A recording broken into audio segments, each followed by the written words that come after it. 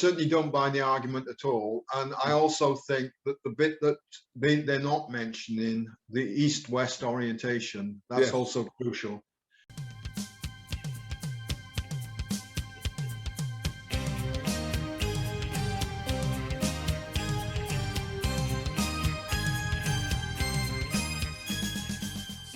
And the next one is, was it a pagan or a Christian burial?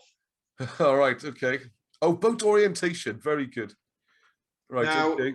Yeah, this is interesting again. The boat orientation, the plan we got here showing the Sutton Hoo Mounds is what they use at the Sutton Hoo exhibition. Okay.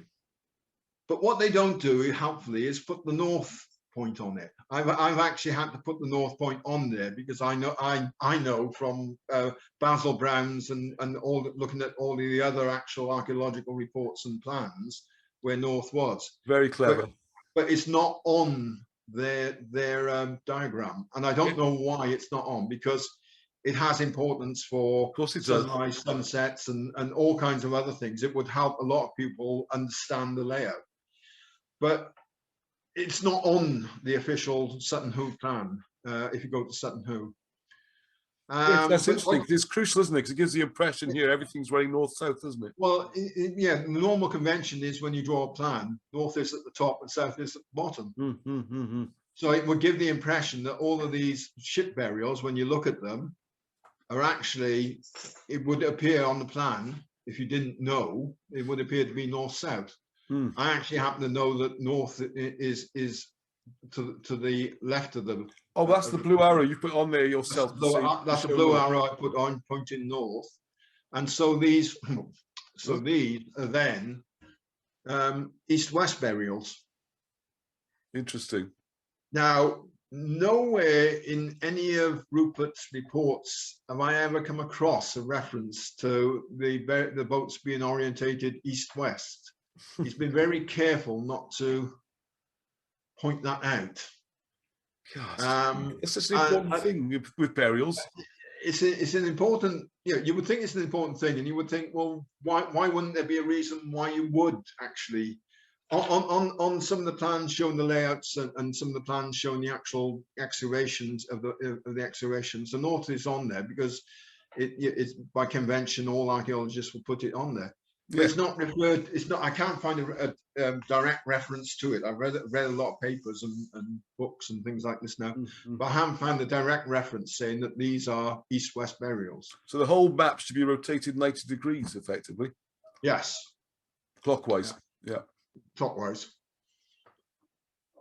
Okay. And if you go to Sutton Hoo, the river is basically to the west, down the bottom. And at the present time, if you stood where all the mounds are and looked towards the river, you won't be able to see the river because there's a wood in between you and the river now. Now, that wood presumably was not there at the time the burial was done. And if you take away the wood, the mounds would then be seen on the ridge. If you were at river level looking up, you would see the mounds on top of the ridge, basically. So just ask one of the questions we got earlier. It's the whole site is above water level, you would say then, would you? Or the river level was much higher because the sea level was much higher, and it was more like a broad estuary rather than the river that it is today. Yeah, it was a lot wider, but this was still, I think, substantially above the sea level. Okay. Well, I think you mentioned on one of the diagrams somewhere a possible drainage sump as well, wasn't it? But anyway, let's just stick to this for now. Carry on. Sorry.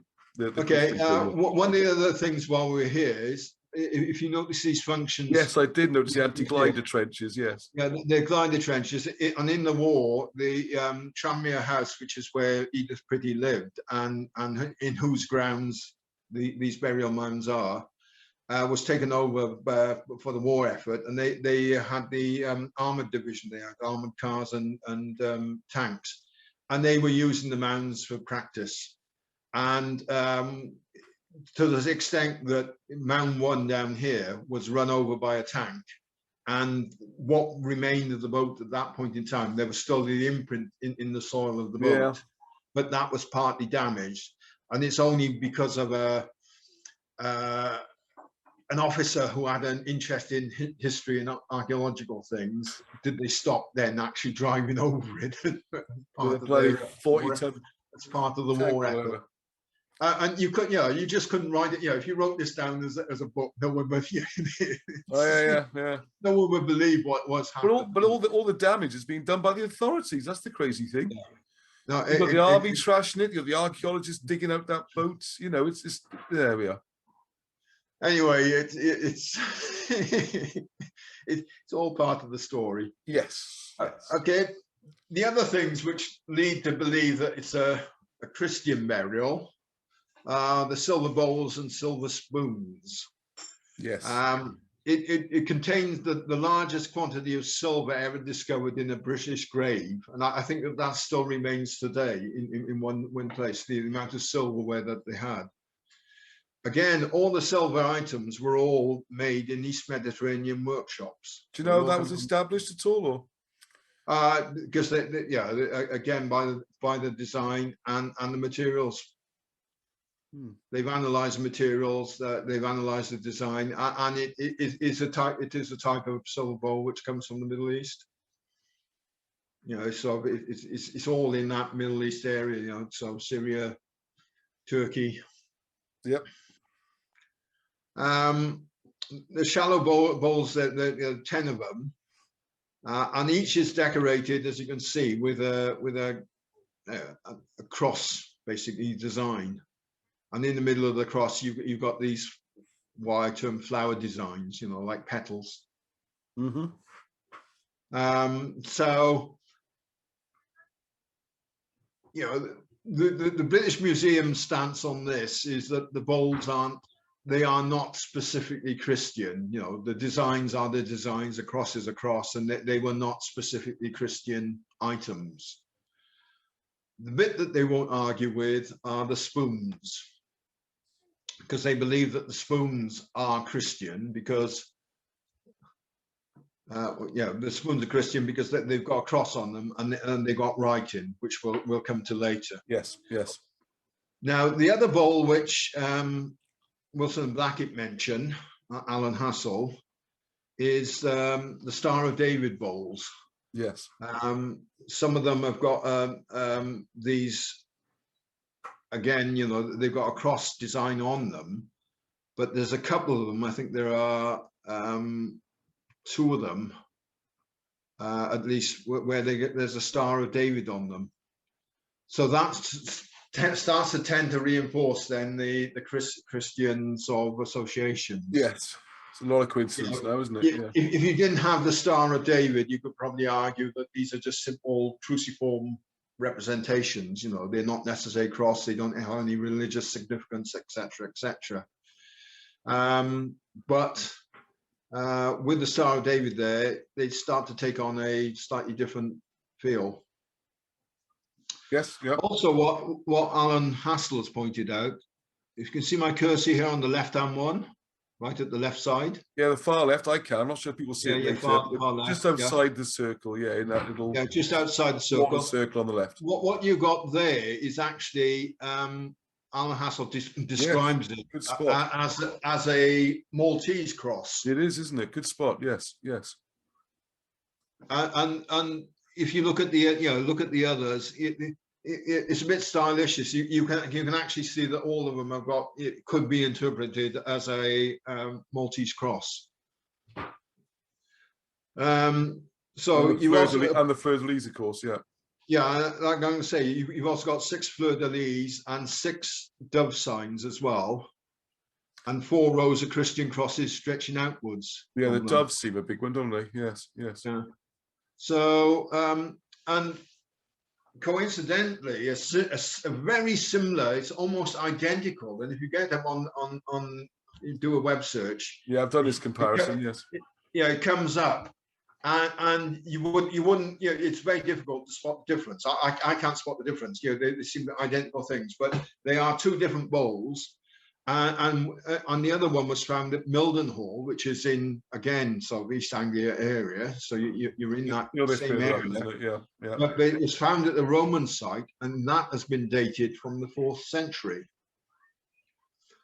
So, and these silver bowls are not, again, the mainstream view on them is that they are much older than burial. They could be 100, 150 years earlier than the actual burial, which would take them back into the 400s, late 400s. I would say they could be a lot older than that, but there you go.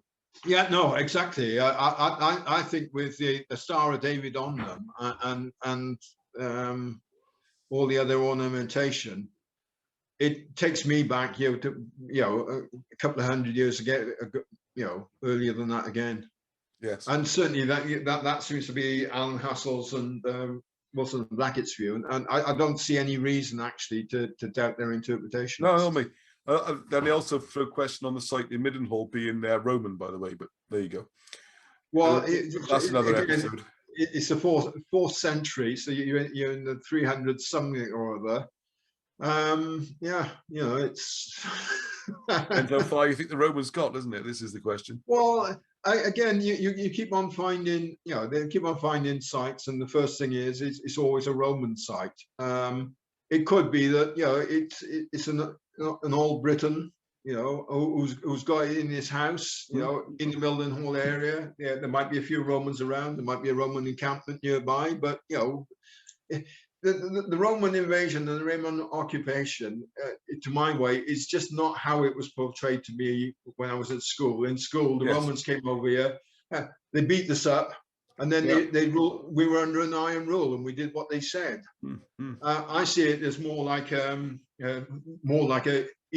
big EU. It's more like a trading. Yeah, that's very much how I describe it. Operation. Wilson Blackett. And we had a couple of people out over here making certain that we complied with the rules, and we didn't sort of steal the gold from the coins and things like that. But it was more of a trading arrangement rather than occupation. Well, that's another discussion. I would see the function of anyone being here as different again, but let's stick to this one now, isn't it? Yeah.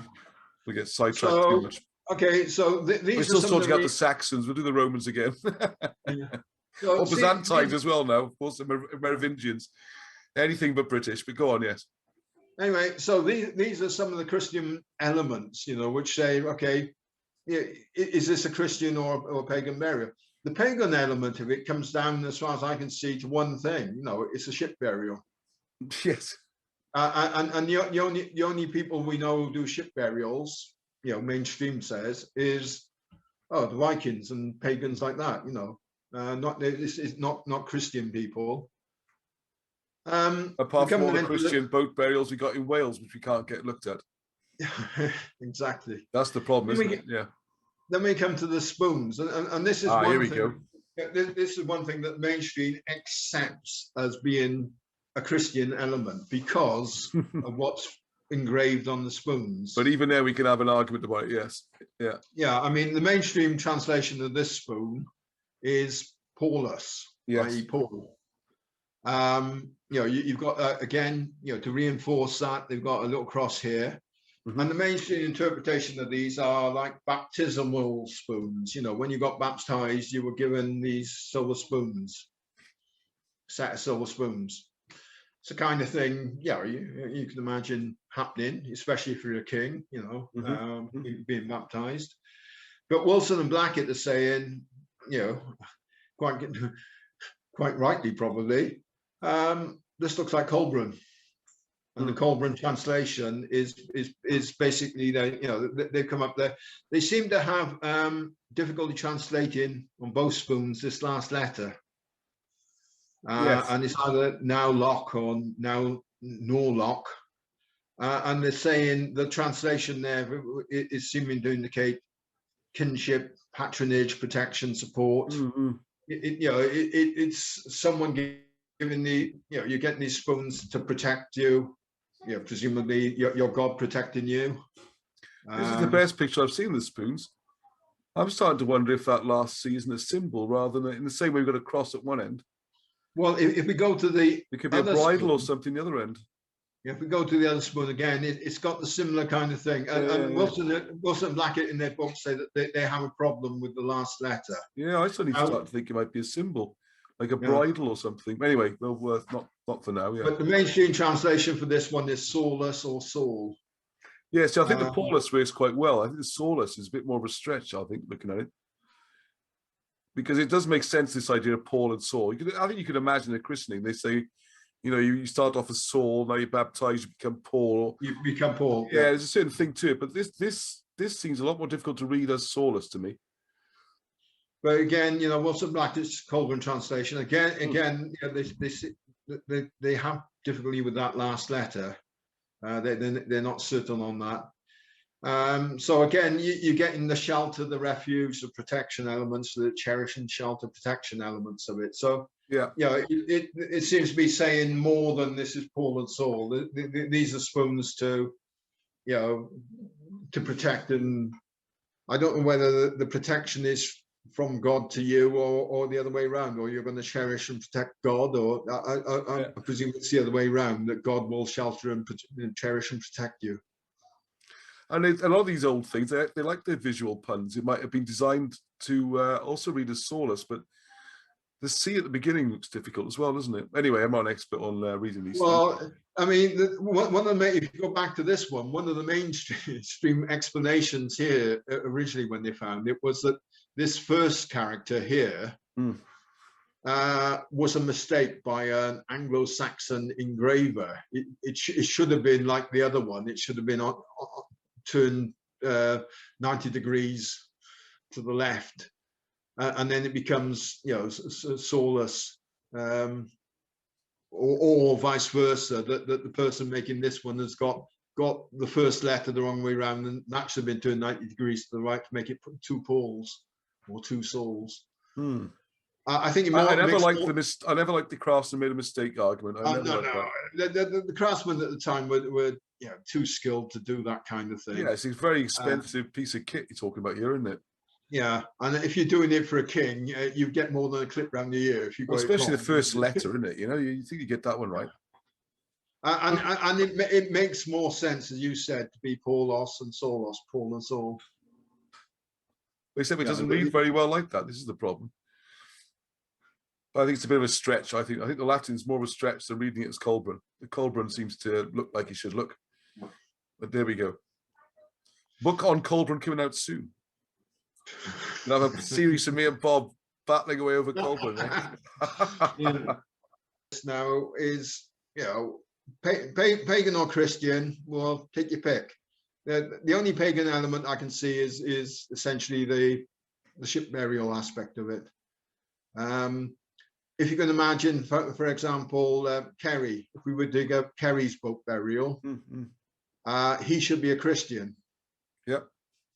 And what would we have found in his boat? It'd be great to find out, wouldn't it? Yeah, it would be good to find out. But you know, if he is buried in a boat, and we all believe because of the shape of the burial that there's a high probability that's the case, then, you know, he was a Christian, so he's buried in a boat. So just being buried in a boat, I don't think makes you pagan. No. To no, my you got mind, the orientation as well, haven't you? I mean, I would argue the opposite in a way. It seems that the only, from what you said about the Scandinavian burials as well, the boat burials are much later, not earlier, aren't they? No, most of the boat burials in Scandinavia are of the Viking era, like later on. They're much later anyway, aren't they? 800s, 900s, you know, in that era. You got the Vendel ones around Sweden, and they were again sort of, you know, probably, you know, in the same era as Sutton Hoo, but whatever that is, yeah, it's, you know, you can argue either way. But I don't necessarily see that this is a pagan burial. Yeah. But I think that there are, as we come to look into who is actually buried in the boat, you see that there are good reasons why they would want it to be a pagan burial. Yeah, I'd like to add in there as well. The other thing that you see Wilson Blackett pointing out is again, building on your premise, that this links with the Near East and the Eastern Mediterranean, and the idea then of the person being buried at the back right in the oarsman position. Yes. And then, of course, the whole Christian thing comes from boat technology. You talk about the nave, you talk about the birth of a ship. It's all boats and ships. Yeah, you got all the boat seems to be the crucial part in the forming of a Christian church. The boats are not anathema to the Christian religion, is what I'm trying to say. They tie in very nicely. And if you look at where, if you look inside churches themselves, when a famous person is buried, they can use what the oars. You got the altar position or the oarsman position, haven't you? The back right position, where the man would have been out on his ancient boats, going way back to ancient Egyptian times, or not particularly Egyptian, but much earlier periods, and that would tie in with that link then, which is of course where a lot of this religion is supposed to come from as well, isn't it? So I'll agree with you. I don't see the boat as being prohibitive from something being Christian. No, quite the opposite, really. I certainly don't buy the argument at all, and I also think that the bit that they're not mentioning, the east-west orientation, that's also crucial. You put those two together with the spoons and the Star of David. Crosses, Star of David. Yeah, it starts to build up, doesn't it? Yeah, and all of a sudden you've got a Christian burial. Thank you for watching the video. I hope you enjoyed that and found it informative. Britain's Hidden History Group has so much more going on our YouTube channel. The one you're watching now, there's a live stream, 8 o'clock UK time every Sunday. We speak to people like Wilson and Blackett, reprint their old books and help produce new ones. We go researching for the tops of mountains all the way down to the bottoms of caves. Busily recording the books so you can listen to them as well, and looking at mysteries and working out what we're not being taught in schools and preserving it, because the physical and written evidence is rapidly disappearing. You can also find out how to read ancient writing and hieroglyphs using the Welsh language. It's amazing. There's a Facebook group where this is being discussed, along with a website you can buy the books and help us. Also, as you can see, there's now a Patreon page where just a few pounds a month will make all the difference in trying to keep the project going and preserve this history for future generations, and also to find out for ourselves what is going on, what is Britain's hidden history. So until the next time, Heddwch!